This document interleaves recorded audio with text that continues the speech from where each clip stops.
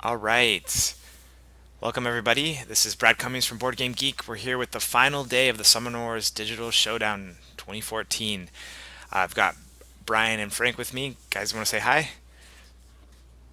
Hello. How you doing, everyone? Awesome. So we are going to do kind of a marathon session today. um, we've got four games to get through, so we may be maybe going a little quicker than usual, but I think we'll have a great time. There's some really great games going up. Maybe we can jump right into it. We can talk a little bit about these semifinal games that we're gonna be heading through. Maybe Frank, you want to start us off? Sure. First matchup here: Jungle Elves and Guild Dwarves. Kind of a classic matchup from Summoner Wars back in its infancy or toddlership, I guess, since Jungle Elves were the eighth deck out. Um, it's always been a good matchup. I've always felt the Jungle Elves are a nice counter to the Guild Dwarves with their negation, being able to get around the defenders and Gror's ability. Um, and the Guild Dwarves are still a good counterbalance against the Jungle Elves, though. Olden is one of the toughest summoners in the game to assassinate, so that takes that part of the Jungle Elf game out a little bit. So it's a strong matchup. I've always thought it's kind of a coin flip either way. I don't think either side has too much of an inherent advantage. So should be exciting. Awesome. Brian, anything to add in terms of the second one we're gonna watch? Maybe Swamp Orcs, Phoenix Elves. Yeah, it's going to be an interesting matchup to see how Elian handles the advancement. Where we saw yesterday against Krusk, he gets into trouble. Where if he gets too far, tries to sandstorm, he can get himself into trouble. Muglug a little bit differently. He can advance the battlefield with the walls and not necessarily have his units in harm. And it's not the best thing for the defensive player like Prince Elian to see, because the more you sit back, he's just going to summon those apprentice mages and keep growing his wall. So he's going to have to act a little bit quicker than we've seen in some of the previous games. Right, definitely. Cool. So I guess talking into the specific first match, Jungle Elves, which we saw, I guess we saw both these on Thursday. Both really great players. Both, I think we got a chance to talk to them. Both really have an interesting understanding of strategy. Both with some unique deck builds. Uh, Anything you're excited to see about this matchup? Maybe Brian, you want to start? I was just going to say it's going to be interesting to see if Olden uses his ability and stays close to the walls in case there is an assassination attempt to maybe stop some of those threes from hitting.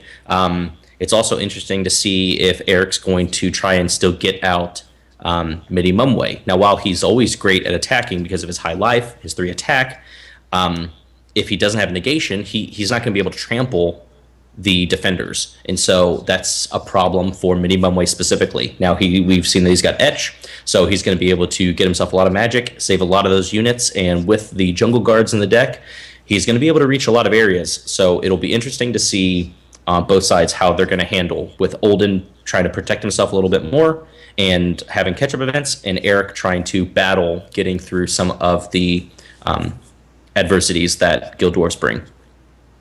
Right. Frank, I know we've seen some interesting like mercenary usage in each of these decks.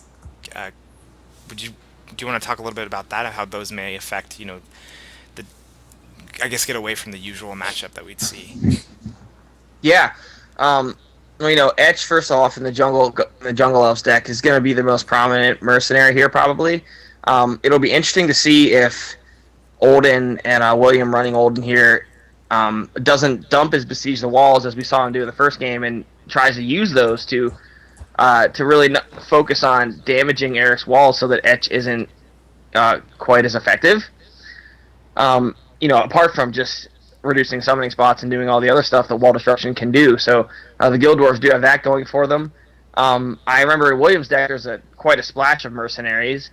Does allow him some versatility. So we'll see Dougal, and I'm sure Brian is excited about Dougal again.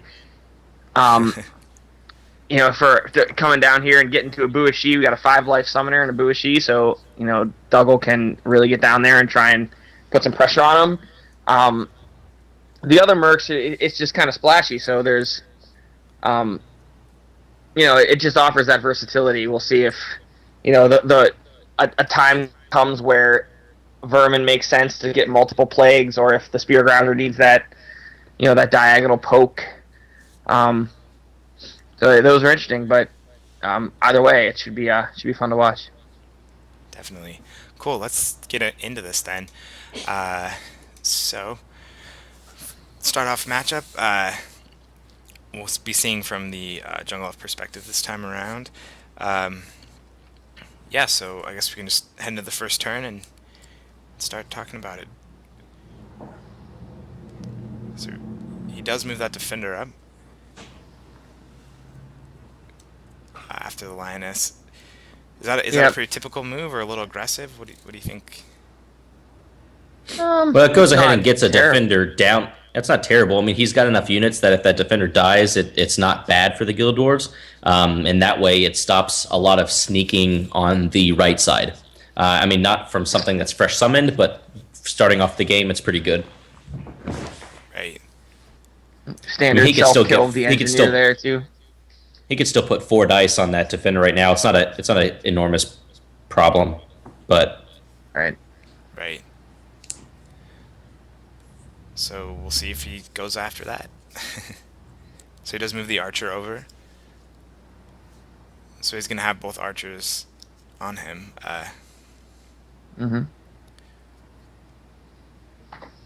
Interesting. Yeah, I'm gonna try and kill this defender and then probably get a self-kill on one of his own guys here. Probably the Lioness, I would think, is gonna bite it. Yep. And Yep. it goes. Yeah, that way he stays even on unit count. Again, a lot of catch-up events on the Guild Dwarf side, so I expect Jungle Elves to try and stay even or below in units. Jungle Elves can do that because they have they can use a couple guys that hit really hard. They don't need to, kind of fan out and swarm. So another reason they have a solid matchup here against the Guild Dwarves. Right. So we'll see if Olden moves up the Spearman to take a shot here. So he moves back. Not a whole lot else to do. Probably he's gonna self-kill a couple. Yeah, he's not even gonna do that. He's just gonna huddle up and kill his own guys. So maybe building up for some champion play, you think, or? And his catch-up events too.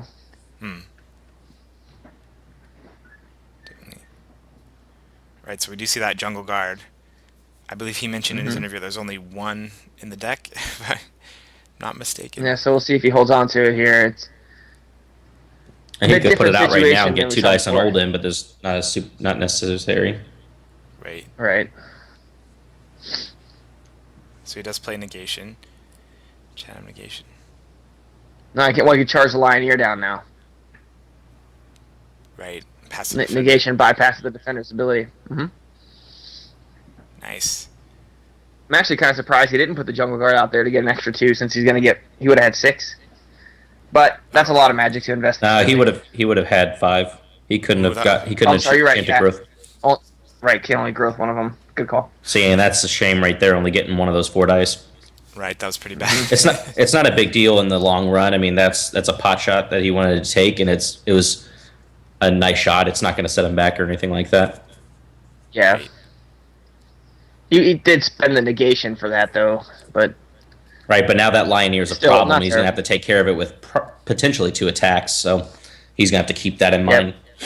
And in doing so, it's more than likely going to make Olden open to anything else, so he'll have to keep that in mind too.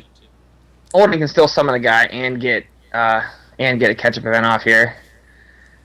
So See what he does I'd be sure. Well, I mean, it's early, but there's reinforcements. So that'll stave off this Lioneer probably, and he's going to be a little aggressive here with his placement of his guys, or at least one defender up. Right. See if he boxes that Lioneer in with a couple commons. Well, nope. He's going to let Olden take one of the shots, try and get 4 dice and make sure it's the kill. Right. He better hope he gets that, I guess, or he'll get another swing. Oh, Yeah. See, unless he spends another negation, he's got those defenders in such a way that the only lane you could go down is the far right lane. Every other lane will be Yeah. stopped by a defender. right. And takes one hit on the wall.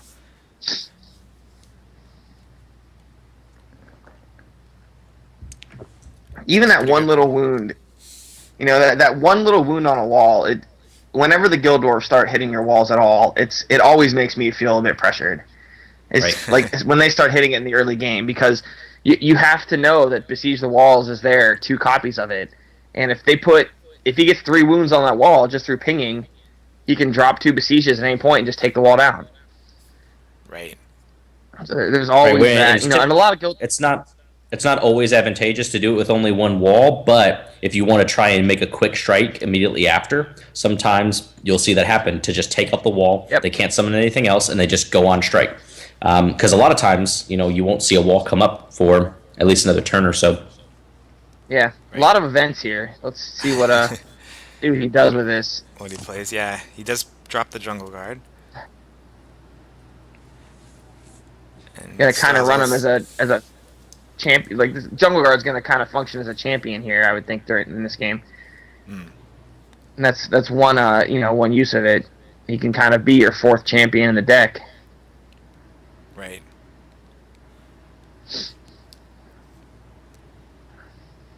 And eliminates his own archer. So building Yep. some magic. Yep, and then again, stay away from the catch-ups. Or making it harder for Olden to trigger his own. Oh, There there's it your boy. is. He's out. It's pretty early. Pretty early to see a Doug Well, hopping around. he's very good at dealing with the Jungle Guard. Although he doesn't have any magic to use Blur right now. Right. He did spend all his magic to put Dougal out. Old, Right. That's where Olden Dougal comes could into kill that play really spearman. nicely. Oh wow, heroic feat too. Olden could kill that spearman to get to activate Blur. So is he gonna try to take out that wall, or He move Dougal? Oh, he Probably is. doesn't have the He is magic. gonna attack the wall. He might think he can attack his own defender and move up, which you can't do. Let's see if that's what he does. This may just be a rule misplay.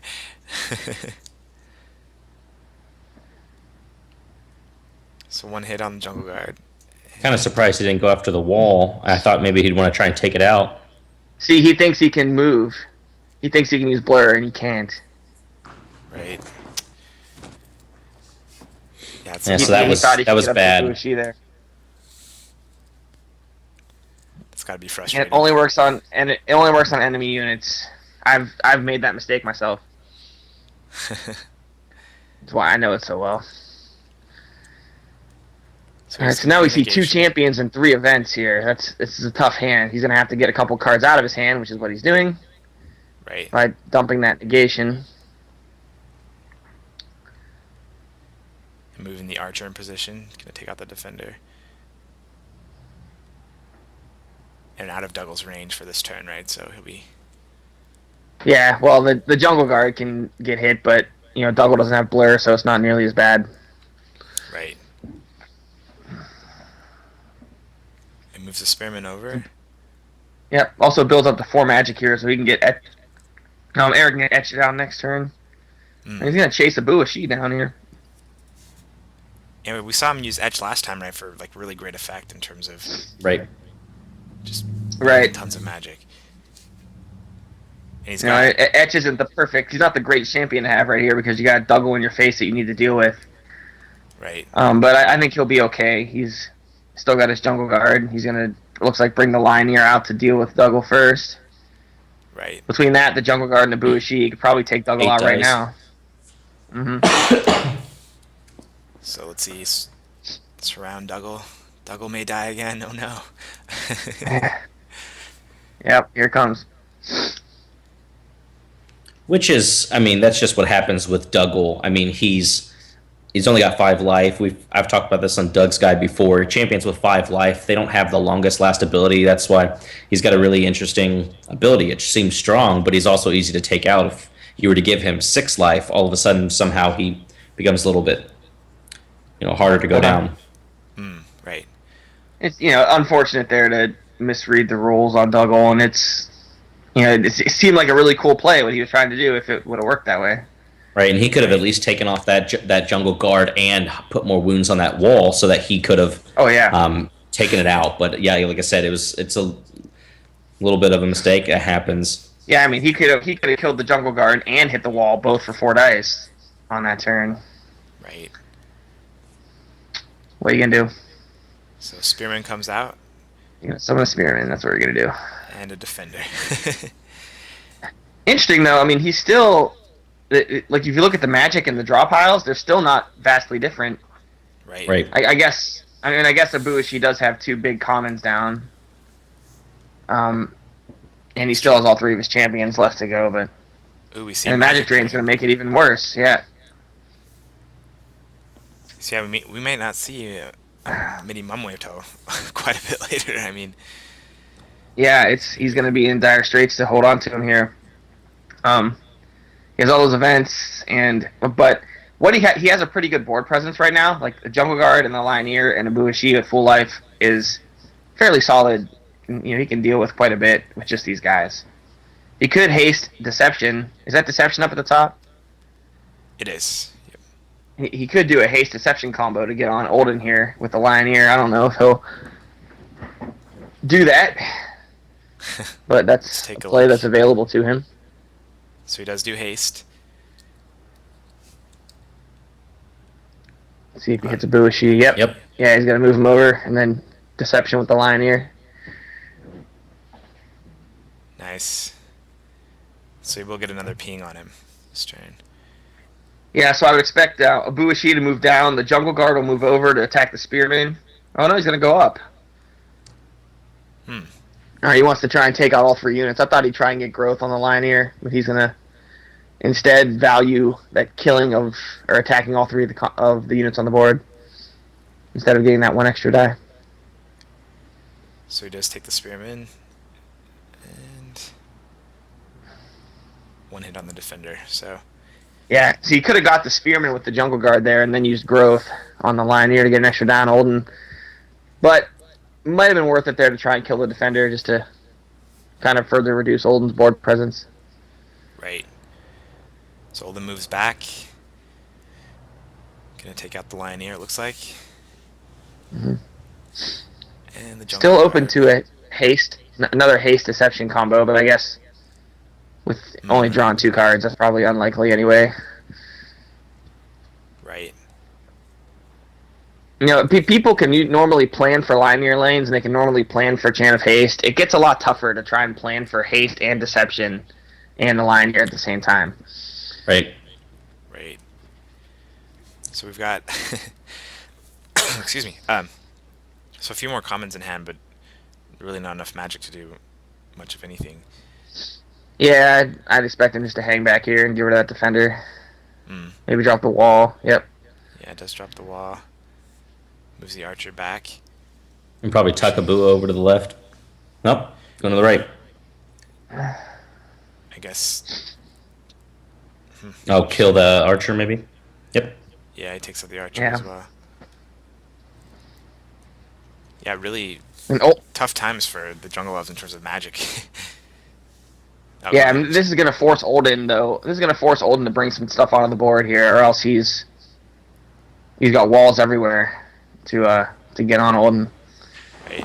So we're gonna try and use the defender for that. So we see Magos, Magos. who we didn't see in the last game, I don't think. We did not. Well, he only summoned 2 champions last game, so this must be his 3rd. Hmm. Interesting play. choice for the Guild Dwarves. Yeah.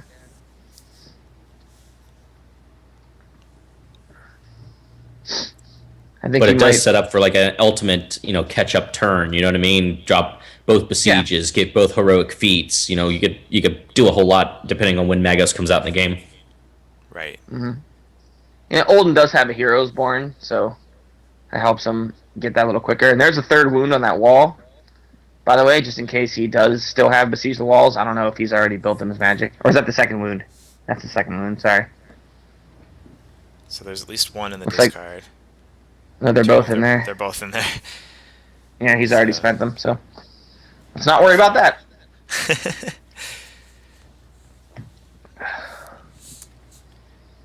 So resting at 5 magic right now. All You three just champs in his hand. Um, so do you build one Well, of them, I guess? he could bring Etch out right now, start generating some of that magic, and build the other two. Then he'd be in decent shape, but he's got a champion in his face as well. So yeah. Well, Right. he's gonna. Looks like he's gonna skip the summon here. He's kind of Summon. hide back. We'll Yeah, see it's if gonna. Olden tries to jump on this wall and press a Bushi. Although he's built up to Mini Mumway now. Look, sent McCain Naru to the magic pile. Right. So we're gonna see. He's gonna try and rely on Etch to get out and those bigger commons. Ooh, it ooh, looks like Right. Olden smells blood, which I'm not a fan of this play. no, Very Um, aggressive. Yeah. yeah, he is by the wall. He's open up to a Lioneer rush now. Right. Possibly a hasted Midi Mumway, which would be worse. Right. Looks like he's preparing me for some champion play next. Maybe Yeah, it looks like he's Gror or ready to yeah, get he's Gror down, gonna but right. Gror can't do a whole lot against Midi Mumway. right. And we're He's gonna really all good right. at taking Boo is like gonna play it. large groups. Oh, sorry. Yeah. Yeah, So Mini Momoe does come down. Gonna smack Magos a little bit. yeah. Abu is gonna play a little conservative here. He could have went for a could have tried to kill Olden there. Really, I mean, 3 out of 4. Although he needs fours to hit, Right. but look, Oh, built Etch there too. Interesting. yep. Yeah. Well, he sees where the game state is. There's no more Hmm. draw pile for Guild Dwarves. He's probably trying to get out Gror. That's going to be his last hurrah. So he knows Yep. that that magic economy is not going to help him much. He already built his other champion. He's got a lot of probably just archers or something in the deck. Right. Yeah, probably doesn't need that extra magic now. Wonder if he regrets building the Kangaroo there and not Etch a couple turns ago. Right. You know? This is kind of surprising. I know it gangs up on Midi a little bit, but Also locks Magus him is going to down. go Now he away can't. next turn. Yeah. Right. I mean, he could have played a little bit And get- safer with Magus, but Yeah. I mean, there's still Chant of Life, so I didn't see if he built him or not. If he has Chant of Life, Mini Mumway's straight. That's also true. I don't think we've seen Channel Life, so Yeah, I don't think Eric's so. probably thinking about that. He can gets Mini Mumway down, knowing that there's life. There's one. Yeah, there's one. He at least has Second one more though. Right. Yeah. So I mean, so Midi's effectively 10 life. Right. Oh. And there's a Could second also go one with in negate. hand. Does he have a negation here? No, he got salvation though. Yep. Yeah, and you can put that wall, so that it's not really going to hurt a Bua. There won't be any Yeah. movement if he puts it right next to the Might see defender. him. Right. Might see him do salvation here to get negation, so that he can get past this defender and up to. He can attack Olden right here with Mini Mumway. Right. With going to get salvation. Does he have a lion here too? In I think hands, he right? built one last turn. I didn't Left see what's in hand. his hand. He does. Yep. All right. Well, then he's got. I would expect salvation here to grab the last negation. Oh wait, did he already play both negations? I'm sorry, he already played them both. He doesn't need a Yeah, negation to never get that Lioneer on him. Well, no, but he could have got He'll stop lion at the defender. and Mini Mumway. Right. Yeah, he could have got both Mini Mumway and the lion here with a negation, but he doesn't have that. Right. Never mind. So he does play Chant of Well, Life. Right. Mm-hmm.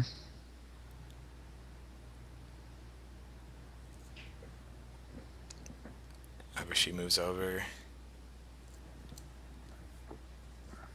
Trying to take Magos out here. And there he goes. We've only seen So one nice heroic salvation. feat here, so I wouldn't be surprised. Right? I wouldn't be surprised if we saw another heroic feat come out, just for the opportunity. If I was him, I'd save it for Gror probably. Here comes Gror Gror. comes- Oh, there's Gror. He does move the defender down. I mean, this is he's gonna end up killing his own defender here. Right. Well, let's see. Ooh, Olden moves down as well. How do you feel about that play? Pretty aggressive. Well, again, Mini He's Mumway kinda can't be cornering attacked him. here. Right. Yeah. I mean, without negation, Midi Mumway's stuck there. Right, so you can't come after him. But now he can try the Lioneer on Olden. Right, he can summon and anything. and another common if Are both deceptions gone? Good question. Because he could summon the I don't Lioneer, know. and then, I mean, he won't need to. It's the same attack value, but Well, you could summon the Lioneer, get him on Olden, and Deception to attack with a Bua, but I think they're. I don't see what that last card in his deck is. Might be Deception. I only If see it is, then there's. If it is, we they're got both 6 in this dice on card. Olden, and that's probably it. Okay, never mind. All right.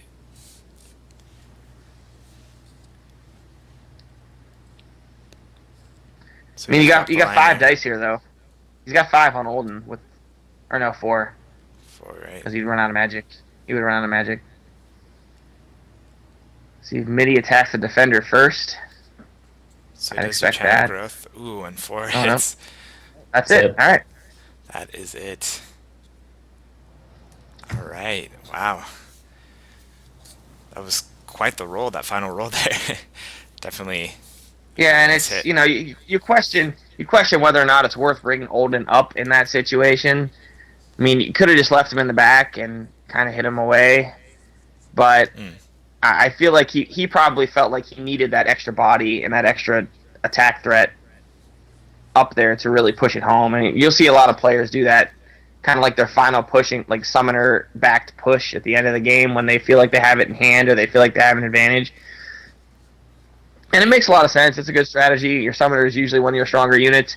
Um, it does make sense. You just gotta be careful that doesn't happen, I guess. Right. Cool. Let's hop on and talk to Eric real quick. I'll get him on the.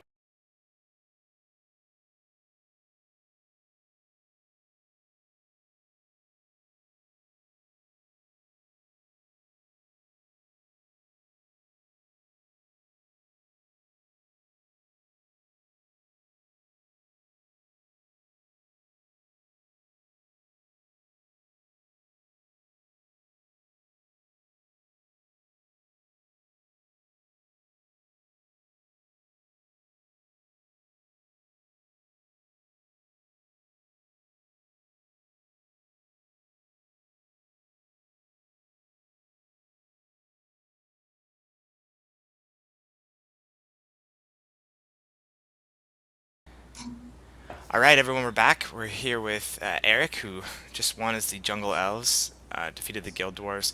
Uh, Eric, just to start out, can you tell us a little bit about what you were thinking going into this matchup against the Guild Dwarves? I know they're, one of, a lot like the Phoenix Elves, one of the more detested factions in terms of their strength. Can you tell us a little bit about that? Well, it's one of those things where in playing in prior tournaments, I had played against the Guild Dwarves a lot, and because they've got 4 catch-up events, it's, like you guys had mentioned, unit count is just so key in trying to deal with them, or is just always a tough champion to deal with, and I'd hoped to save negations for Glor, but Dougal kind of scuttled my plans there. Interesting. And, of course, in thinking through the game, I always want to try to go for getting multiple champions, but I just had really tough draws that kind of put me back on my feet. William really did a good job of pressuring me and making me sweat. I had to dump a couple champions there just to be able to get Midi out. Right. So Yeah, now that the was gonna game be my I'm question still for you. into the hope. Sure. Yeah, I was just it seemed like there was a turning point there in the middle of the game where you had a turn or a hand with 4 events in it, and then a hand with a couple events and 2 champs, and then a hand with all 3 champs and events, and it was just kind of stuck there in the middle. And we were kind of wondering here on air a little bit how you were going to get out of that, if you were going to build one of them, if you were going to throw Etch down and try and suck up the magic. But it's like by the time you got to that point, it looked like it was too late. So interesting choices there that sometimes you have to make in this game. And I thought you did a pretty good job with it, leveraging the situation. No, I mean, absolutely. William was putting on way too much pressure. I helped, that's why I got rid of Makindaru first, to think maybe there'd be time to get Etch down and try to get Magic to build back up to play Midi. But then he just kept coming, and so there was just no time. So I basically said, all right, I guess Midi and the Jungle Guard are the only sort of champs I'm going to get out this game, and I'm just going to do the best I can with them. Yeah, it Brian. was nice there to have that jungle guard. He kind of acted like the second, like a fourth champ. Also, one thing I'll say is Baldar is sometimes a tough champ for the jungle elves to deal with if they can't save a negation for him. Obviously you lucked out with not having to deal with Baldar in that situation. I wonder. I guess I wonder if Magos was Baldar instead, kind of how that game could have went down. But I guess we'll never know. No, you're right. It could have been very different with Baldar because Baldar is a big problem sometimes. Mm-hmm. Right. Brian, any questions for Eric? I was just curious what your thoughts were with like besiege the walls. If you caught that they had been dumped and you weren't so worried about some of the hits on the walls, or where you were at in gameplay with. I can't exactly remember which events had already come out, but when Magos hit and you knew that he could be holding more stuff in there, what had you already noticed about the gameplay at that point? Right. Well, I mean, the good thing about using the app is you can always kind of check discard piles. And so I was a little surprised just because I only had the one wall out for a good long time that I did see that the Besiege of the Walls were ending up in his discards. And then I saw that he had actually put his own 2 walls in the discards too, which made me contemplate for a minute whether, wow, if I could get McKind out and pound his wall, that might be it for him as far as new units. But again, his pressure was just such there wasn't enough time. Right. But yeah, it always gives you pause when you only have one wall down and they're starting to put some wounds on it that you could lose it very quickly if you can't get to your second one. Right. What's that? How's that jungle guard work for you in this deck or throughout the tournament? I didn't really catch many other games where he's come out and what he's done. What does that unit usually do for you in this deck? Unfortunately, I have a little bit of a love-hate relationship with that jungle guard. There have been games in other tournaments where he could have sealed the deal, and he almost invariably misses. That's why I think in that prior game against the Vanguard, I decided to pump him, even though I didn't necessarily need it, just because I don't trust him. He did a good job in this game, though. He hung around a while and made some hits. But he's really there to take out Elian or Ret Talus or somebody else who's kind of hiding against a wall and surrounding themselves with units to get that final wound. That's the purpose. Here, it was just sort of a desperation move that I had a handful of events and a jungle guard and 5 magic. It seemed I might summon him and see what I could do.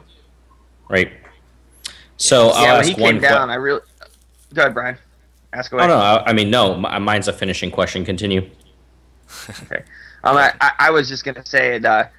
I thought it was going to be a big turning point in the game there when you dropped the jungle guard, and then Dougal came out, with the heroic feat right after. I thought the jungle guard was down, and it was going to be tough with just events in your hand and not a lot of magic. But it was the unfortunate misread of the rules, I think, on Dougal there. But right, that's the one thing I don't think even about after that, too he much. made a great game.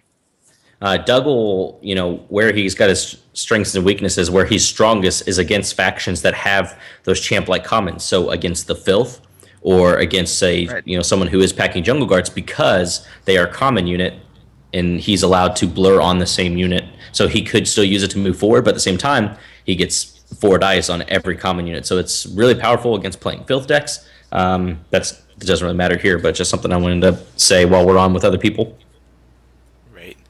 Any other questions? Oh, go ahead. Yeah, I was going to say, so Jungle Elves are moving on, so you're going to be playing either Swamp Orcs or Phoenix Elves. What are your thoughts on either of those 2 factions? Who are you least looking forward to playing? What are your thoughts on either of those 2? Well, again, just because I played a lot of tournaments on IRS already, I'm sort of familiar with what the Phoenix Elves can do. And I also know that, there's a bit of an advantage with the assassination route against the Phoenix Elves, just because Elian's got the 4 life. So, I'd much rather see them go through and face them than I would the Swamp Orcs. Really, I've only played against the Swamp Orcs one time at this point with being the Jungle Elves, and that was the prior matchup I had against the Night Shadow in this tournament. And a lucky confluence of events helped me defeat him in that one, and I'm not sure I can get that lucky again. I just don't have as much exposure to that matchup. I don't have a plan developed like I do against Elian. Sure. Well, awesome. Yeah, we talked a little bit about we talked a little bit about in the Shadow Elves versus Swamp Orcs matchup how the Swamp Orcs are pretty good at quelling assassination and shutting down speed, and the Jungle Elves are similar in the regard that their units are quick and they have some movement tricks, and the Swamp Orcs are pretty good at shutting that down. So I would agree No, with it's you that true. I think you have a better shot against the Phoenix Elves. Well, and as a Jungle Elf player, on the app as it's currently set up, one of the real problematic matchups and one of the ones I find toughest is against the Tundra Orcs. And so there's sort of some similarities here between the Tundra Orcs and the Swamp Orcs. You got another high life Yep. summoner, and you got a lot of extra walls that you got to watch out for. Yep. Yep. Right. Well, thank you so much, Eric. We will be moving on to the next match, but definitely, hopefully, check back in with you later today when we get to the final. Thank you so much. Thank you guys. All right, man. Thanks. All right, cool. So let's chat a bit about the next matchup, the second semifinal game. It is, like you guys were saying, Phoenix Elves versus Swamp Orcs. So maybe, Frank, any thoughts on this matchup? It's going to be interesting to see how quickly Night Shadow grows the swamp down into Phoenix Elf territory. We were just talking about how Elian only has 4 life, and that's a big liability for him. So if he can grow the swamp as quickly as we know he's capable of doing, that will put Elian in, quite a pickle in the beginning of the game. Also, we talked about in the Sand Goblins matchup how Elian likes to use warriors and stuff to block, and the ensnare event is a really good way to deal with that too. So I think the Swamp Orcs have some advantages there. Phoenix Elves do have some good ways to kill units quickly, bypass like the Vine Guard stuff with their preciseness, and cut the walls down though. So it should be good to watch. Awesome. Brian, any thoughts before we get going? Yeah, that's the hard thing about this matchup with using burn and greater burn. It's still going to cause a vine wall if they're adjacent to a wall. So there's no real advantage to using those there except for just losing the unit. I agree that the Swamp Orcs have a little bit of an advantage, which is interesting because you usually see Prince Elian as ahead in almost all matches, but you can't really sit back in this. JR's got that interesting play style of dropping the Spirit of the Phoenixes and going ahead and blasting stuff with the warriors and moving them. So will he use that to kind of stop the growth of the walls? I'm not sure. So it's something we'll have to see how it plays out. Yeah, it's interesting. You got to remember, precise does not work on walls, so Right. you're not going to be able to use it to take out vine walls, but you can use it to get around Vine Guard and those types of things. Right. Okay, cool. Well, let's see how it plays out. Just jump right in here. Excuse me. So Swamp Orcs looks like they're up first. Oh, I'm sorry, the Phoenix Elves totally misread the highlighting. So it doesn't look like he's going to be killing... Oh, I just lied. Yeah. So he did take out an archer. Yeah, that archer is in a very sacrificial place. Right. Elian doesn't have to move to automatically kill it. He does blaze step the warrior over. He's trying Which to is bait fine. the Savager. Right, Yeah. and I imagine there's Savager will probably stay right in front of the wall. He'll wait to see if I don't know anything. Never mind. What is this apprentice mage doing? He's going to just No, grow with the he's Savager. Sorry, I didn't realize he was going to drop Well, anything. Yeah, he might go kill the warrior and then kill the apprentice mage with a different unit to put a vine wall there, so that if the Savager does die, it makes a new wall, but then the Savager will die. So, Right. let's see. So he does move him forward, and a spearman or hunter, I'm sorry, that will most likely be killing that apprentice mage for the wall. He's gonna try. He did get the hit, luckily. Mm-hmm.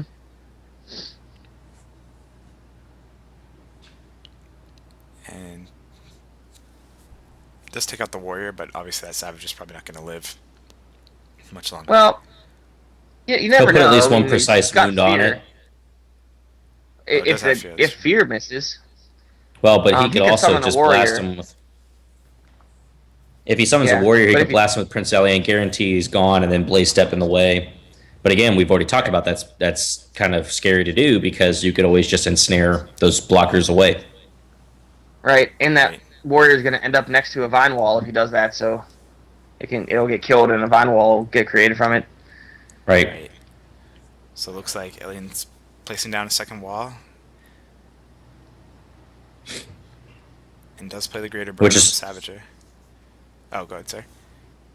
I was gonna say, I mean, it's interesting. You can see I feel like he already knows he has to place his wall out there because if he places it any closer in the battlefield, he's just going to get his units on it and around it and grow those walls immediately on it. But that already puts Elian a little bit at a disadvantage because of that being its summoning point. It's nice that it's on the front row, so he can easily kind of get on the other side of the battlefield, but he's still kind of away from the action over there. So it's kind of an unfortunate place that Elian has to put that wall, but it still can. We've seen that wall placement in other matches too, so he can still make a lot of good use out of it. Right. The other thing is Night Shadow's got rune mages in this deck. So if Night Shadow gets his own regular wall, on I guess what would be A5 or depending on how you're doing this, right next to where the hunter is right now, diagonal from that wall, and then drops a rune mage. Right. That's going to be a huge problem. Right. So we'll see if it depends depending on the draw order here. If he gets into that situation, that could almost end the game. Heck, he could. Right. Yeah. So he does move the Guardian forward and the Archer back. So I guess He's gonna try to take out that vine wall. Right. Mm-hmm. Trying to combat the walls. He does get it. So it does protect his wall, I guess, from getting surrounded. And see, and that's what's unfortunate about the Phoenix Elves. While it's good to start whittling away at the walls, he's using his attacks to do that, which isn't exactly what Prince Elian wants to do, is to use the attacks to battle the wall. It's kind of what he's forced to do. That didn't hinder the Swamp Orcs all that much, just that one wall. So we'll see.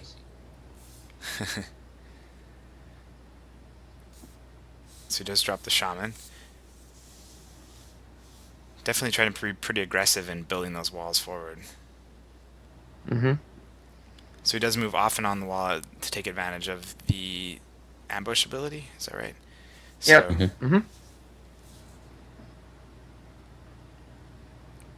does kill his own Shaman. Yep. Gets him a wall. He'll try and attack the Guardian first here. And he'll probably get it. Yep. Attacks. The Shaman instead. Alright. No wall from that. That's a bummer. We're not going to see our full gaggle, I don't think, this time. No. Right. We'll see. Yeah, see here's Spirit of the Phoenix to bypass the Vanguard ability. Right. And Alien runs and hides like a little girl.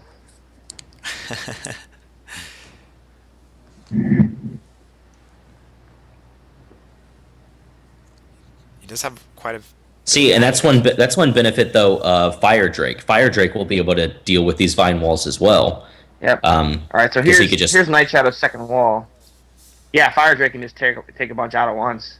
Sorry. Because if he plugs them down there and shoots at that main wall, he'll take out the vine walls in 2 shots. Mm-hmm. Right. Let's see if Night Shadow puts that wall where I thought he was going to put it earlier to take advantage of a Rune Mage later. So he does play another Apprentice Mage. Imagine he's gonna cover that wall up. Ugh. Oh, he covers it up. That's still- okay. So he's not going to. But still, now not it's going to play for the protected. Rune So, Mage. well, Mhm. yeah. Yeah. He might not have a ton on his deck, isn't wanting to bank it all. Right. I guess. So he doesn't take out... Oh, never mind. Oh, he will. There he goes. Spoke too soon. Alright. So Alien here, I mean, it's definitely facing some really aggressive play. Right. I mean, a good play here would be to drop a warrior, a couple spaces in front of the archer, to attack that vine wall and try and kill it, and then fire blast the hunter, and then cover Elian up. I mean that'd be something very Phoenix Elfy. You got to watch for ensnare, I guess, again, but Right. something he might do here if he has a warrior, or he just drop Fire Drake or Lelea. So he did drop the Leia. Looks like he's gonna try and get through the. Maybe he's gonna try and go Chris, through the vines, or maybe because he's she gonna can try and throw three. longbow. Yeah, she can throw 3 dice on those vines. And you just played a hero was born, I guess, looking for Fire Drake maybe there. Yep. Yep. Right, so she does move on to the vines. Got through. So is this the play at Assassinate here, potentially? Like Uh, trying to... That's tricky. That's a trick. I mean, because Mugs can move back, and Leia's gonna have to. I mean, she got lucky Right. getting off the vine wall. You don't always get that lucky, but if you choose to attack the walls underneath you, um, it's an easy way to try and get through. I mean, that's a good shot right there, though. That is good. 3 hits. Wow. So now Mugs can't And we'll play see the. necessarily as aggressive. Okay, so he did the little blaze step thing I mentioned, Right, and but he does here's... have Glarg. He has Clark comes Glarg here to out. retaliate, and he has ambush too. So the Leia's probably Right. dead here. Right. Okay. Yep, ooh, so he does play the Vine Growth underneath Glarg, of course, and then... Yep, the ambush. So we're gonna throw. He's gonna toss 8 dice here on the Leia. Right. Better hope only he one kills hit her, though. there. Oh no. Ooh, but he got 4. Oh Oh jeez. wow, that's big. That's lucky. That's huge. That's I mean, he way- could he could have the game could have ended right there. The warrior could have Right. taken a gamble to get over the vines, Right. and if he Right. gets it, that might be it. Right. Because the Spirit of the Phoenix is, Right. man. That was impressive.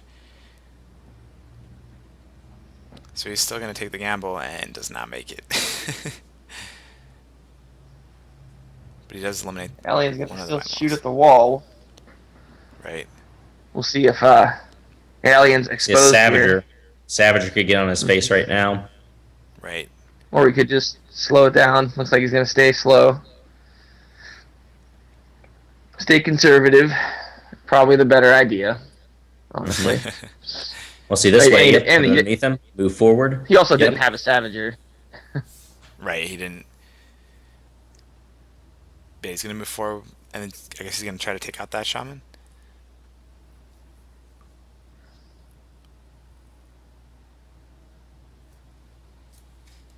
The Archer will get a ping on Alien here, probably. Right. Those 3-2s. That's what happens after you get a 4 for 4. Kill a champ. Yeah. No dice on the wall. So Melina's out. Here's Melina.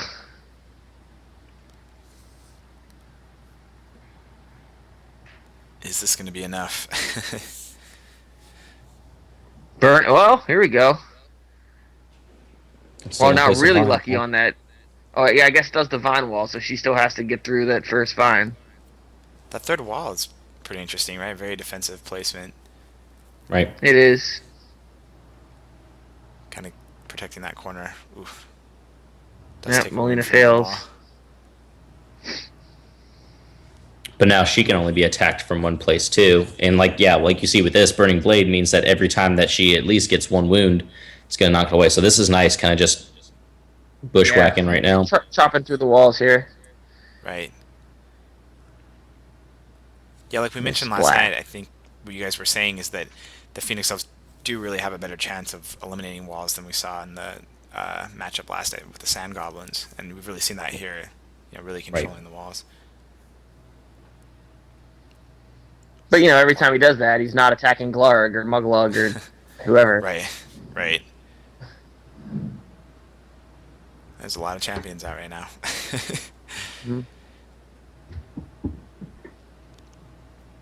Now he can entangle Melina if he wants to. Let's see if he does. Nope. So No he does attack the entangle. wall. I think he knows that if he does, that Prince Alien's just gonna kill it anyway. Just So fire he's a waste blast of it away. magic. Mm-hmm. And she's not going to Right. move anyhow. Some magic drain. Probably Just hoping to to get build one to magic out of there. that Drake eventually, but reload now.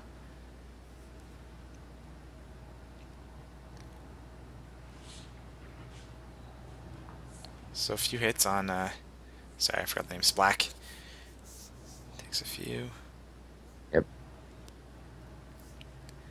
So do you start getting aggressive with the champions Like with Glarg on the other side, do you try to move around or maybe try to eliminate that wall, that middle wall? Yeah, I think I just beat on the walls with Hmm. those two guys personally. Yeah. So Melina is gone. Ooh, that was a good roll. Yeah, good hit there, Molina. Yep. And 4 hits on the wall. So that's halfway there.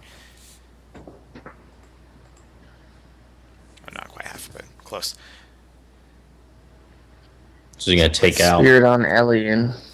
Hmm. Still leaving him pretty open. Only two Oh, magic though. right. Right. But I mean, he could jump like a shaman right off the wall, right? I guess we Yeah. know he doesn't have one, but Now you do that He's conjurer a, oh, though. he's The a, conjurer is gonna get him two yeah. dice. Mm, if he wants it, looks like he's gonna take it and put a vine there. So when he dies, it makes a Well, yeah. wall. If he moves Muggs and Glarg again, it's gonna be pretty nasty. Oh Yep, man. gonna come around Yep. this wall and box in Elian. He's up to Elian has 7 magic though. Drake. Yeah. Drake. Oh, so he opens that wall up. oof. So the Drake could come, right? Potentially. Yeah. Drake can start pinging at anything really. But imagine, does he still have a Spirit of the Phoenix left? Hit him on I Glarg. think he's played two, but hold on. Sorry. There's one, and I thought there was a second one earlier on. He's at least played 2. Yeah, does he have three? I guess. There's Oh, 3 maybe in the they're all deck. there. He's Yeah, played we've them seen all all. Okay. three. So he's gonna play Burn though on Glarg. hmm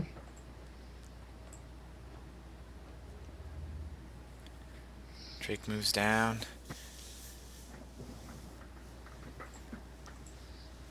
I mean, he's definitely been pretty strong in terms of magic this game compared to the Swamp Orc player, just in terms of what he's been able to get down. Yeah, but I mean, I think Swamp Orcs are still ahead in Magic. They've played 2 champs. Well, he's played all 3 champs, I guess. So I mean, it's pretty close. Yeah, Um, and we're gonna see 3 dice here on Elian though, probably to try and finish it off. Muglug will kill Glarg himself. Yep. right. Oof. 1 hit. I guess it all comes down to the shaman, Got him. and That'll do that's it. the game. Wow. Well, Yeah. what do See, you guys think of that game? even with one magic there at the end, he's able to apprentice mages and the shaman and get 3 dice there out of one magic. Another Right. reason why apprentice mages are so good. Right. That was really interesting. He really got him back in that corner pretty early on, and it just was hard to move out of there.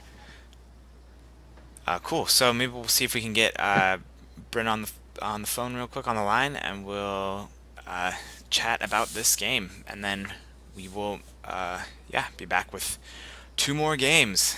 So we know our final matchup: Swamp Orcs. Uh, now I'm forgetting. Sorry.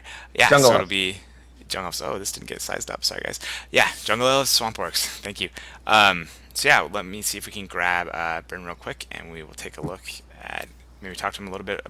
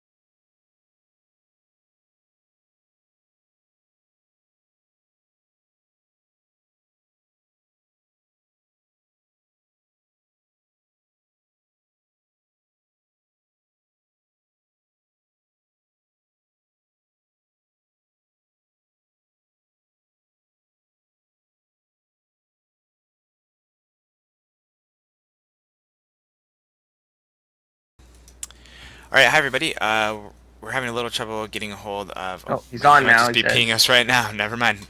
We and your will. microphone's off. I don't think anybody heard that anyway. Oh, it's on now. Should be right. Oh, is it? Okay. Yeah, I had it off I don't know. before. But Maybe my screen's locked. Sorry, guys. I can't see anything. all right, so we're gonna get TNS on the call.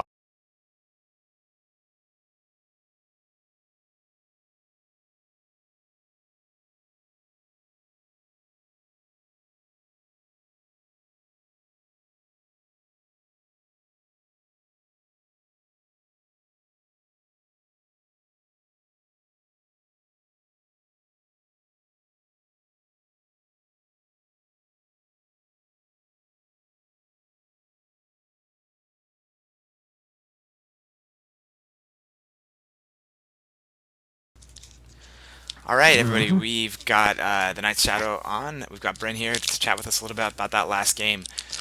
Oh Bryn, can my you tell us? goodness. This game. Can you give us some of your thoughts on it? Oh goodness. So, Lalea, she was a thorn in my side from the first time we had this match. She last time she got Spirit of the Phoenix on her and hit Muglug straight for three, and I had to backpedal that entire game. Here, she didn't even need Spirit of the Phoenix. And I'm like, oh come on, not this again. Like our game played very similar to each other. Like, oh my goodness, that Lalea will haunt me for a while. Brian, any questions for Bryn? I don't even know what to question. I mean, it was watching it. It was a great play to keep pressuring on the walls and encroaching the vine walls. Is kind of like what we were speculating before. Yeah, there were a couple moments that were kind of scary a little bit, especially if he was able to move through some of those vine walls. I was. Were you Yeah. curious at all about or nervous at all about him making it through? It seemed like he wasn't really too concerned about losing anything to the vines. He was pretty eager to push through and try and get on Muglug or whatever shot he had. Which, in my opinion, is actually one of the best plays you can make for someone that isn't familiar with Swamp Orcs. Now, let's give my opponent props here. This is his second time ever facing the Swamp Orcs, and the first time was against me as well in the Swiss rounds. Like, he's completely new to facing it, and I think he did a very great job of trying to go after Muglug, which is really what you're supposed to do when you're trying to beat down an aggressive Muglug deck. You go after the summoner and force him to retreat. Then you basically lose a champion and your basic rush. Right.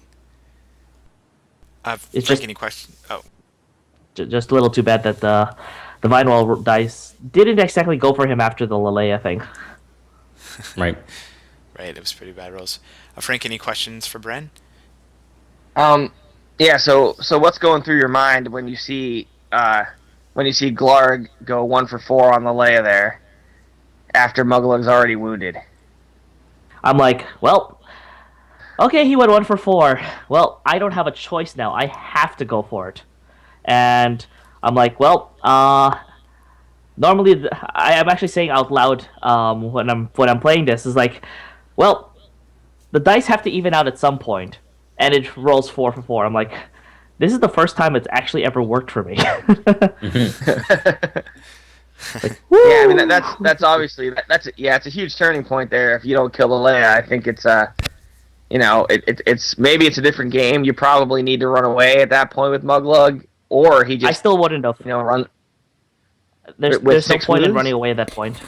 Well, if Muggle has 6 wounds, I don't have a choice, but I don't want to, because if Muglug ever has to retreat, it's usually when he's losing.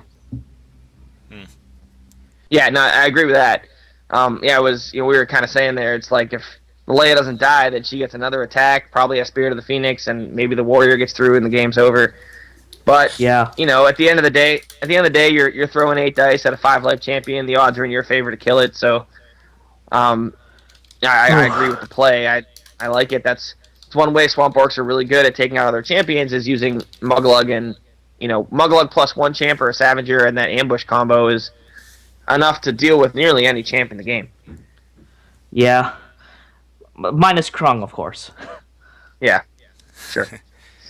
So, congratulations on making the final round. Can you tell us a little bit about your feelings going in against the Jungle Elves in this final matchup?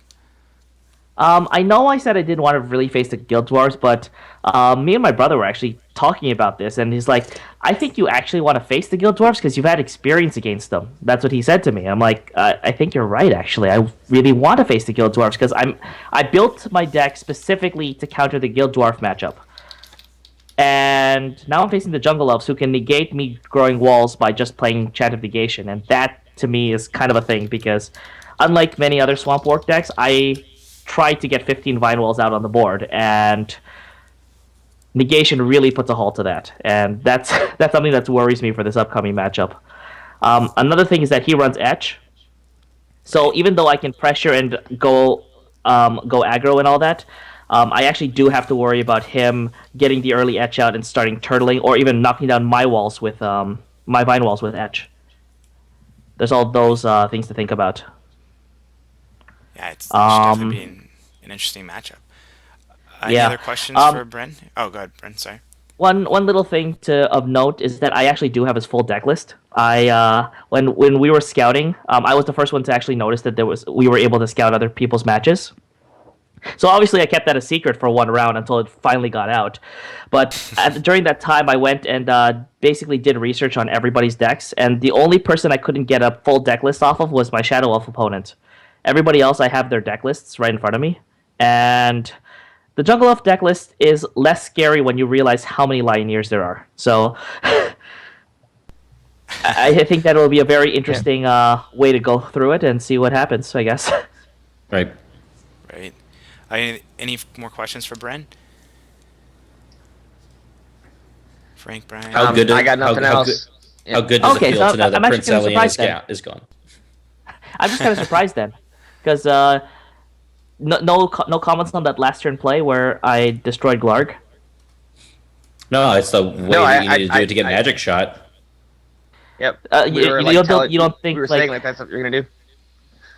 yeah like just I don't know like when I was looking over it just thinking about it when you guys had it on the stream is like, hey, hold on, that's a super risky play. Well, I mean, it That's puts a Fire super Drake risky coming over there, but you could only get 3 dice. You'd still have 1 life left, and there's no way, really. I didn't think that Prince Elian would be able to save himself. So I figured at that point in Yeah, time, you would have gotten 2 dice on him. If he would have still survived the next turn, it would have been yours anyway. yeah.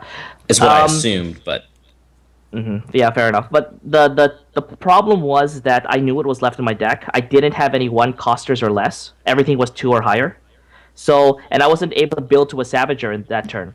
So, even if I built everything in my Magic pile, I wouldn't actually have enough for a Savager. So I was actually going all in on that play because I couldn't draw a Savager. But it's still a risky play, super risky. Right. But it sure paid off. Yeah, I mean, It, yeah, it did. You banked on a 2 for 3. I usually do the same thing if I need a 2 out of 3 to win the game.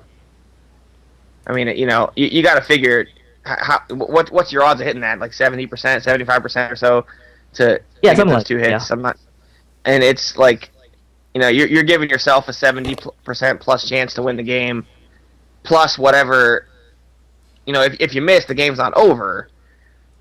So you figure you're probably at 8 out of 10 times you're going to win that game making that play. So yeah. I think it's the right thing to do. Um, it didn't surprise me at all when you did it. I liked it. I liked the strategy. There's only one way to get that magic, and Glarg was dead anyway next turn, so I Yeah. liked it. Well, All thank you right, so so much. let's see what happens in the finals. But that consolation game also looks very interesting too because we have a Guild Dwarf player upcoming that's basically, shall we say, not an online veteran. Right. As he mentioned before, was just playing basically against the AI and very occasionally against other players. And then you have the Phoenix Elf that is super aggro. And those two, I don't think you've ever seen that matchup in that style before. It would be really interesting to see how the quote unquote classic matchup PE versus GD actually becomes so much more different in that other consolation game. I think that's going to be an interesting Yeah, one. Yeah, I think if it was like Water D versus Jay Oder, I would just shut it off and skip to the next game. But I these actually, two, I mean, no offense to those guys, but they're gonna no try and offense. maximize maximize how to win those with these two decks, and I know both of them, and they would just sit back there and stare at each other. But this one is this is not going to be like that. I think Jr. is aggressive. Gildorf player has Duggle, which is a thorn in Prince Elian's side, Surprisingly so, and yes. he'll be he seems like he wants to press the attack too. So I think it'll actually be a pretty fun game to watch. Do you want Yeah, either player's deck lists? I have those too. we've got him too. I think actually. Yeah. Thank you. All Cool. right. Well, thank you, Bryn. So, We'll yeah. yeah, we're gonna head to that third place game and then on to the final. So good luck. Oh, finals. Come on. I think the worst part is that it's going to be my third rematch in a row, and I actually lost to him in the Swiss rounds. Right. So So we'll have to see. either I get some revenge or it plays out the same as the rematch round. Oh boy. All right. Well, we will check that out soon. Thank you so much for chatting with us. Hey, no worries. All right. Thanks. All right. So now we're gonna just take maybe 5 to 10 minute break. We're gonna grab a drink, stretch our legs a little bit, and then we'll be back for the third place match, the consolation game, and the finals. Thank you.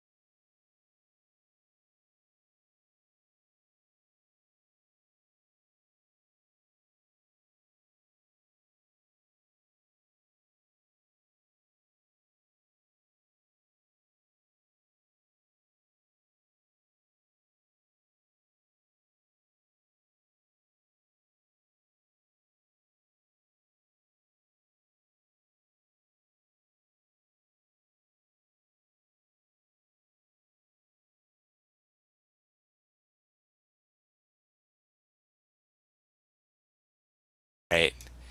Hi everyone, it's Brad. We're back with the final two games. We're going to start off with this third place decider or the consolation game.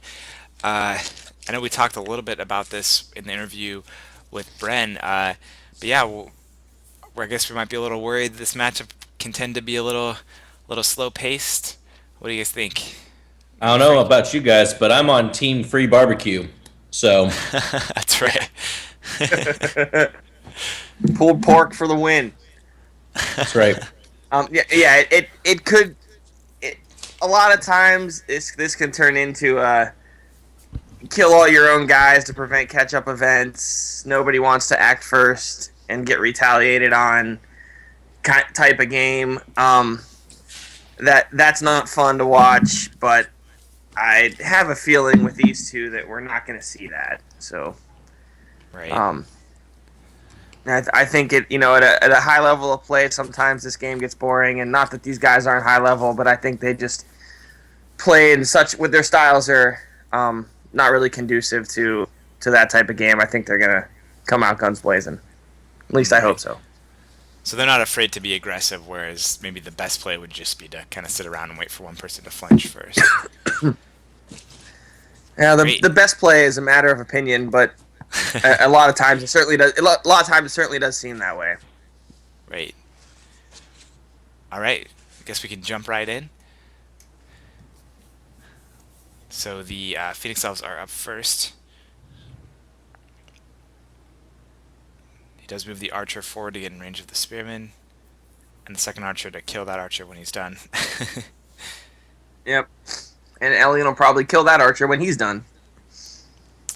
Everyone serves their purpose. Yep. So has there been a It's lot? like I mean, the I know begin. there's. Oh, go ahead. Sorry.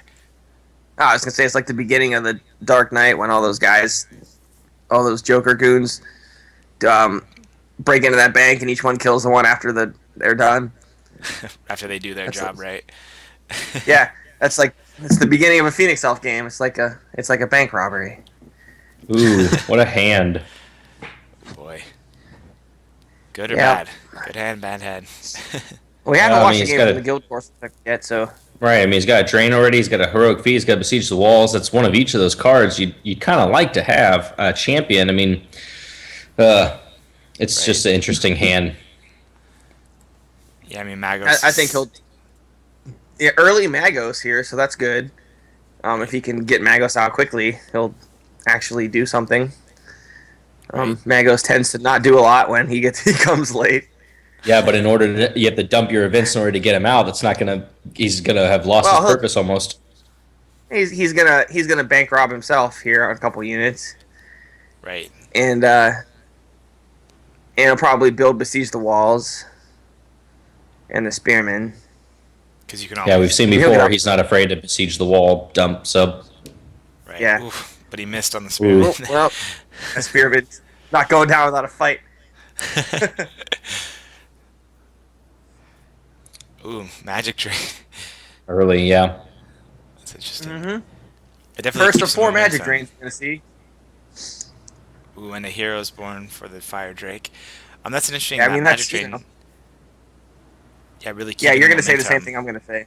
Yeah, sorry, just the momentum's going his way, right? He's keeping it in his direction, so he's gonna make the Yeah, and first if play. Olden would have got that, if Olden would have got the self kill on the spearman, then he can't do it. Right. And that's how this game sometimes deteriorates into the boar fest is everyone's trying to prevent the other guy from getting magic drain.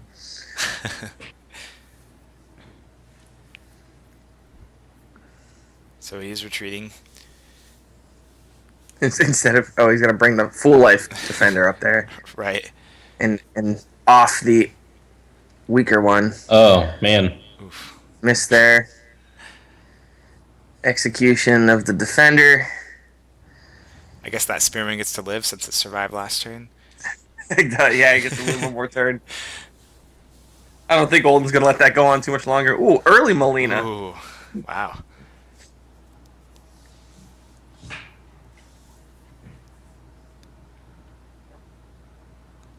So he does do precise hit on the defender. And Burning Blade. Fire Blast the Guardian, probably. Yep. So that count, keeping that count even. He does have. See, the Phoenix Elves have a champion out now, though, so Olden can always just go down to himself and to get Magic Drain if he really wants it. And he can also Spearman Heroic Feat here, too. Right. Did he build no magic last turn, really? Right. Right, yep. Holding on to besiege the walls, which is interesting. And wow, he really wants to Magic Drain that bad. He's gonna. He does build Well, this. Magos goes to the magic pile. Yeah. You better hope he draws a champion, another champion soon. Like I said, I mean, you got to champ out. He's got 5 magic in his hand. We're talking the Prince Alien at this point. There's no use for Magos slowing down the game. He knows he needs to pick up the pace. Yep. Right. Melina is a pretty good wall buster, so she's gonna do. Let's see if he Magic Drains her here or if he tries to attack. I think he's gonna Magic Drain him. Does Yep. Max Drain. It's almost never a bad idea to play Magic Drain. There's hardly a time where this is a bad idea. Right. So just drop the No, warrior JR's down. Yep, JR is gonna get aggressive here. I like it. See this? This could be a lot slower right now. Right. But Melina, they're really jumping on this wall. Oh, I think he has another wall in his hand. I believe so. Yep, he does. It's not often you see Olden's walls deteriorating like this. It's usually the other way around. He's gonna drop a defender while he still has a wall to do it from. Mm-hmm. There's the new wall. How do Gonna you go feel grab about Roar. How do you feel about that wall placement? Okay. He's gonna make Alien move back. I think it's a reaction. I don't think it's necessarily something you want to do. I think it's a reaction placement. Yep, Right. I agree. Gonna hold on to that heroic feat. I wonder if he's saving it for Elian or a Fire Drake or something. He must have some plans for that, or Gror. Maybe that's the better answer. Emily's gonna live another turn. Well, it's interesting because Yeah. I think right now he could probably greater burn that defender and get on Olden for 3 dice. You could. Right. So he must not have the greater burn. Or he might know the Gror's coming out next turn. He knows that's happening. Might as well just wait for it. Right. But the defender does go down. Ugh, not looking pretty. Not looking pretty for Olden. And that Fire he's Drake's got gonna come Gror. out next turn too if he doesn't get magic drained. Well, Gror's coming here. Alfamiliar. There it is. We were talking about this last I night, thought right? somebody had an Alfamiliar. Yeah, I thought someone had an Alfamiliar. I think we're gonna see Gror heroic feat here, and between that and Olden try to take Melina out and the warrior. Yeah, the bad thing about that is it's going to damage his own wall, he's already got one gone. So the position of the Phoenix Elves right now is really not as great for Olden. Yeah. He does have the last wall already in hand, though. Right, but still, you don't want to get down to one wall when you've got an aggressive summoner against you. Sure. So he does heroic feat on Gror.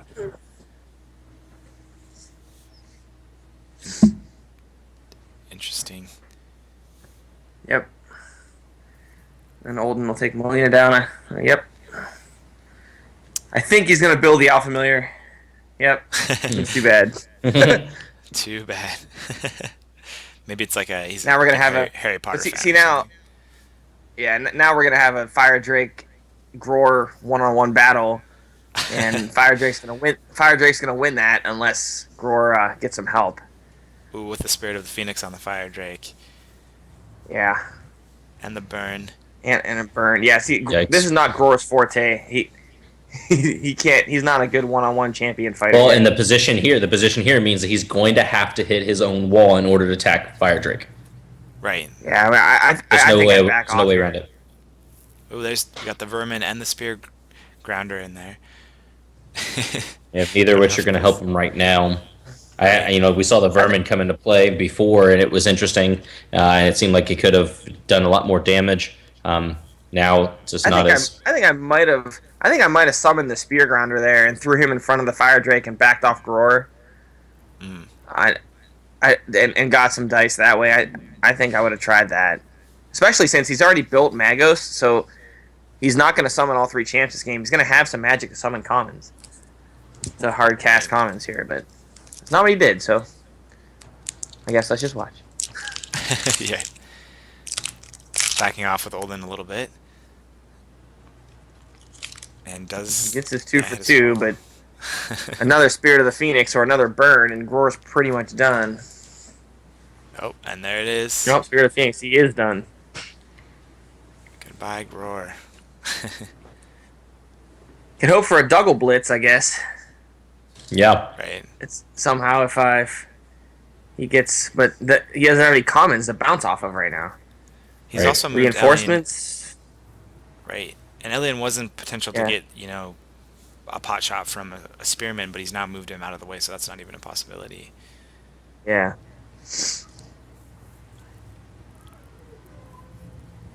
Olden moves to the corner.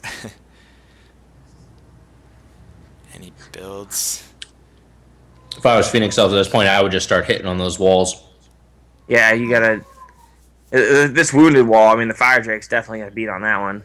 Right. And he's The warrior might help it. trying to take it out at the same time. Yep. Although it does open him up to, depending on where he puts his. Well, now he probably won't put the warrior in a spot where Douglas gonna affect it. He's gonna hug the fire drake here with. Oh man. Oof. Yeah, I mean, he's going to be out of options here pretty soon if they can eliminate those walls. So that was an interesting blaze step there, moving back. I think if he anywhere else, it was going to die. Right. I think he might have been hoping he could hug him in front of that wall if the wall went away, but doesn't matter. The spear grounder can still poke him. Right. I think I would have held on to that spear grounder to try and to get Elian later, but not gonna happen here. He's gonna take 4 dice on the fire drake instead, and try and kill the warrior, and then he's gonna get magic drained in retaliation. I think he's going to go after his own wall and get that magic. Might. Very possible. We'll see. Got the that warrior. diagonal poke. Killed the Got the spearman instead. Interesting. Yeah, I would have rather probably seen him take that wall and keep that Either unit way, out. I don't think it matters. Both commons die either way if he does that, and magic drain's still active. Right. Back Elian up a little bit. Doesn't kill The wall. The wall. doesn't kill the wall because he doesn't want him to be able to get a get 2 ranged shots unit down there and get a shot on Elian or surround the fire drake. Either one. Right. Oh, there's Dougal, but there's no common to bounce off of Right. Right. yet. So will we see Dougal this game? That's the question. Yeah, That no, reinforcements Douglas to the coming- 2 he's coming defenders could stop a rush, but Right. out. I think Douglas coming out. Ooh. Defender whiffs. Spear grounder is in position to clean him up though, but now he was. Now Leia's gonna get him. Right. And greater burn on the defender, opening up the fire drake to move forward. Maybe backwards.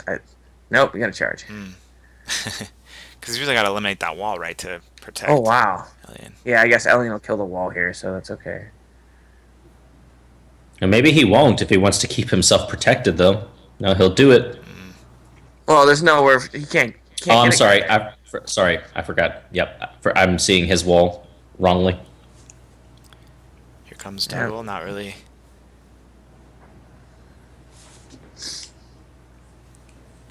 And the defenders come down as well.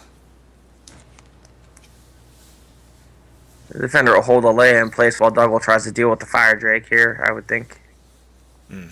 Yep. Let's see. See if he can. I think I would. Well, no, I never mind. Oh. Two Well, misses. That's not great. It's not what you want to see. here's that.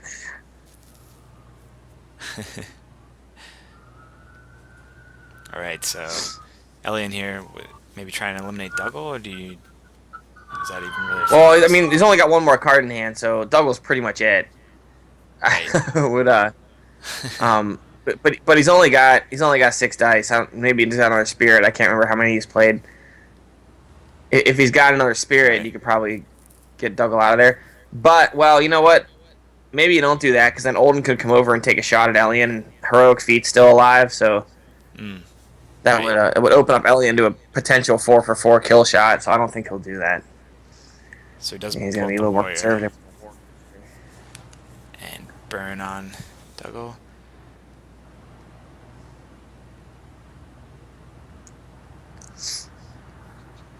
Ooh, we've seen Dougal die so many times this game. It's so sad.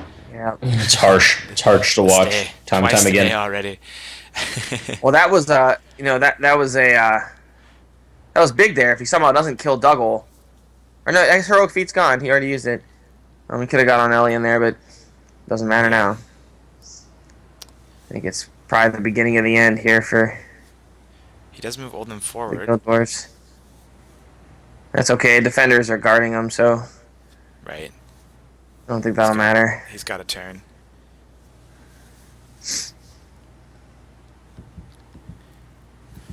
Another warrior drops. Gonna help eliminate that defender. It looks like. Um. Yeah, it's gonna be Olden versus the world after this turn. Or Olden and one more defender versus the world because he still could summon one more. Right.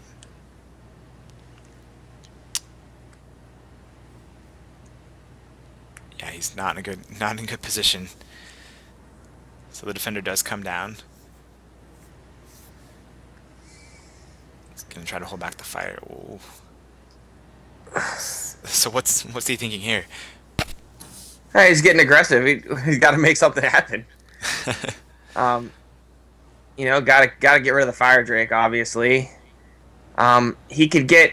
I guess if he does kill the drake and the warrior here, well, no, if he does kill the drake and the warrior, um, Elian's gonna have to retreat. For the warrior, other warrior will have to blaze up in front. Um, and then Elian's kind of on the run, but I don't think it's really gonna matter. He also has other cards in his hand too. So he does get the Drake, but misses on the warrior.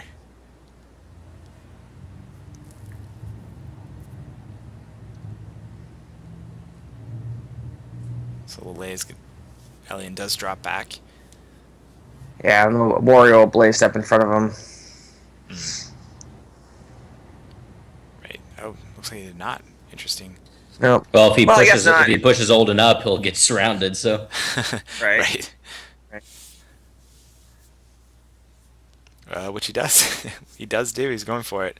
What else are you gonna do? Right. You gotta You do gotta go something. for everything. Shoot it. You're gonna shoot. Well, I don't know if you shoot Alien or kill a warrior here. I think he's thinking if he gets up there to a wall, the only thing Yeah, he's but- getting is precise dice. Guaranteed Yeah, to but, go through. If he hits. So he hits. I think you kill the warrior there. If he hits Alien, that's not gonna do anything. Alien's just gonna drop back, and Bolden's gonna get blocked off by a blaze step Right. or a summon or whatever. Yeah, there's a Ooh. guardian. And he's gonna have what? 5 dice on him this turn. 6. One is 6. Oh. Leia will use 6 thrust. with- Yep. Ah, that's it. Oof. Ooch. Boy. Damn. That wasn't. Wow. Oh, Well, that wasn't. It was not a bore fest. no. It was It's not. really No. interesting. That was actually Which is pretty good, fast and furious. It was. Yeah, JR has played in all the games we watch him now a pretty fast, aggressive Prince Elian. So that's the fun way to play Prince Elian. It's still very effective. Exactly. And I remember in his application he said that he plays aggressively with Ellie and he doesn't hang back. So we've definitely seen that. Cool. So let's see if we can get JR on the line and talk to him about that game. So JR is officially the third place position in the Summer Wars Digital Showdown. Woo! So that was a Yay, pretty great JR. game. Good job. Cool. So I will mute the mic for a minute.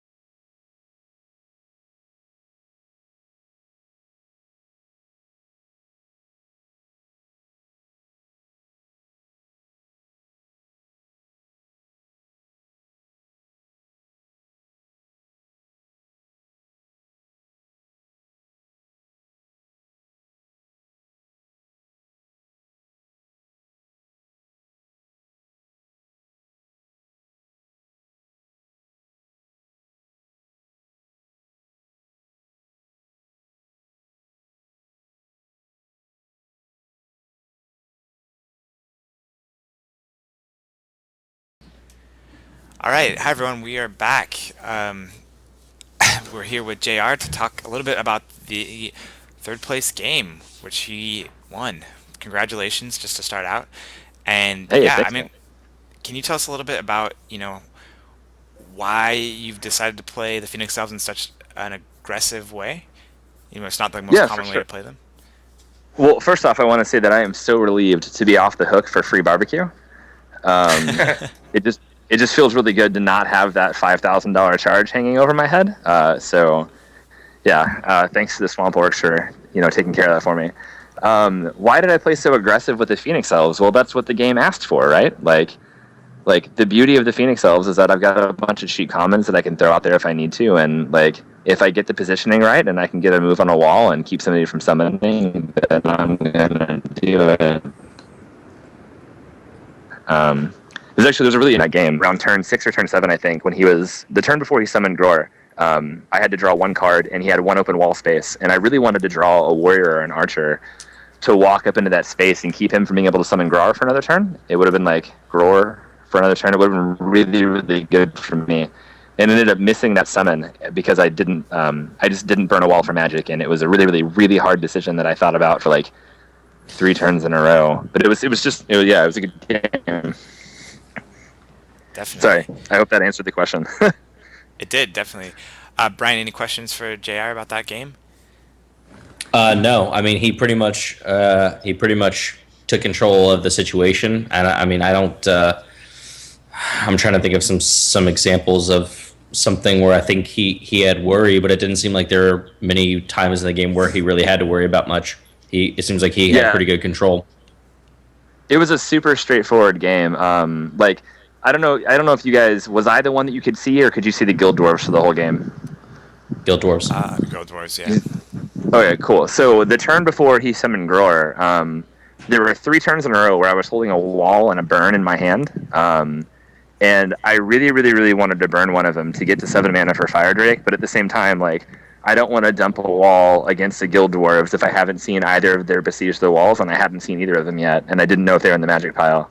So I was really hesitant to build a wall for Magic, knowing that was coming, and then I didn't, you obviously don't want to spend a burn for a Magic, but I thought really hard about it. And if I had done it, I would have been able to more aggressively, I would have been able to keep him from summoning Grar for 1, maybe 2 more turns, which obviously would have turned it into even more of a blowout. But once he summoned Grar, he ended up having to put one of his champions, and I think he actually put Dougal in the graveyard, or into the discard pile, as well as one of his Besiege the Walls. And once I saw that, no, it wasn't Dougal. It was the guy that lets him drop 7 cards. Once I Yeah, saw it was that and the Magos. Besiege the Magos. Wall, yeah. Once I saw those 2 in the discard pile, it was just game on from there. I knew I could be as aggressive as I wanted to be with no problems. Right. So it was. I mean, it wasn't. That was probably the time in the entire tournament I was the most confident. Like once I saw that flip, I was like, oh, it's over, because the Drake just eats Grow alive, and then it's all downhill from there. He's got 1 champion to my 3. I've got more magic. It's over. Right. Frank, any questions for JR? I could come up with one. The only time I thought, yeah, because I do agree with what everybody's saying, that you were in control most of the game. You had it pretty much well in hand. From at least the midpoint on. The only time I thought that there might be a question was early on. You when you dropped Molina, and you dropped her pretty much just to, if I remember, to kill a common and maybe put a little bit of pressure on his wall. Yep. Normally in this matchup, people don't like to be the first one to summon a champion, because there's the Phoenix Elves can retaliate with Spirit of the Phoenix and a bunch of dice. The Guild Dwarves can retaliate with Heroic Feat and a bunch of dice.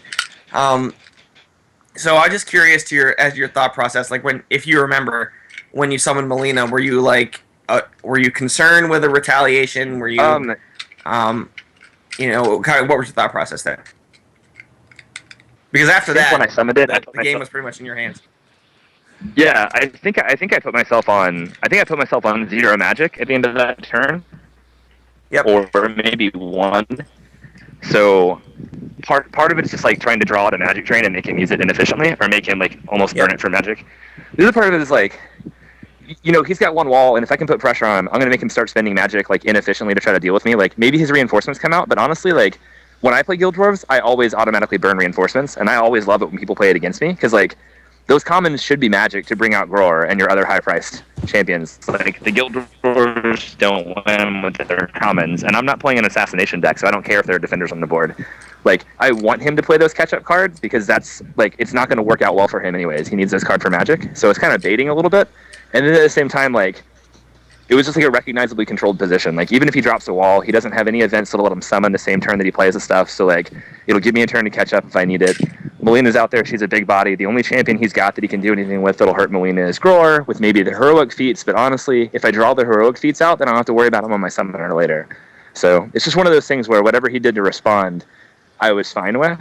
It's like what I was saying yesterday in the stream. Like I'm just trying to like control the pace of the game and make him feel like he has to do something to me.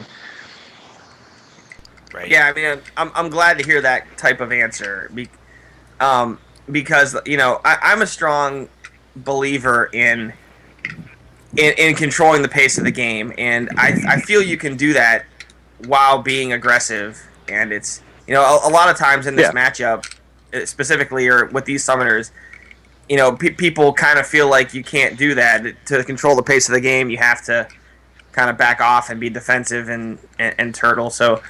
That was kind of why I asked the question. I was expecting to hear an answer like that, and I agree with you. I think there's a lot of things you can do by being the first to respond if you know how to control the board and keep that position. So very well played. Well, the thing is, like, Okay. thank you, I appreciate it. I mean, Melina's gonna get 3 hits on that wall, and like I blew that wall up really quickly. It's just like. Melina, unlike other champions, gets the automatic hit, so there's less dice roll variance. So like, I can just sit there on the wall, and like, he's got to respond to that. He can't let me blow up his walls. And like, any other wall placement he would have made would have been inefficient based on the board state at the time. It was a bad situation that I was accelerating towards making it worse for him, and like, this decision was poor. That said, like, I thought he did a lot of things.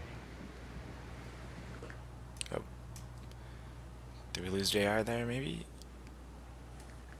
Quite possibly. I think he just got heroic feated, like out on the sidewalk. I'm here, guys. The Guild Dwarves just responded. Oh. There, he's back. Cool. You faded out for a minute. I'm here. Oh, sorry about that. Yeah, I'm here.